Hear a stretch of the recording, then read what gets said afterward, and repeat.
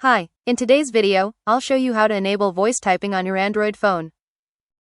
Voice typing lets you speak instead of typing, making it faster and more convenient to send messages, write notes, or search the web.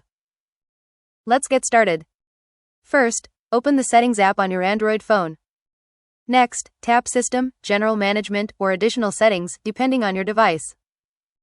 Then, tap Languages and Input or Keyboard.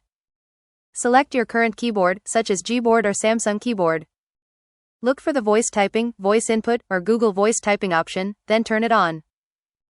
If prompted, allow the necessary microphone permissions to use voice typing. Now, open any app where you can type, such as Messages, Notes, or Google Search. Tap the microphone icon on the keyboard, then start speaking clearly. Your words will automatically appear as text on the screen. When you're finished, tap the microphone icon again to stop voice typing. That's all. You've successfully enabled voice typing on your Android phone.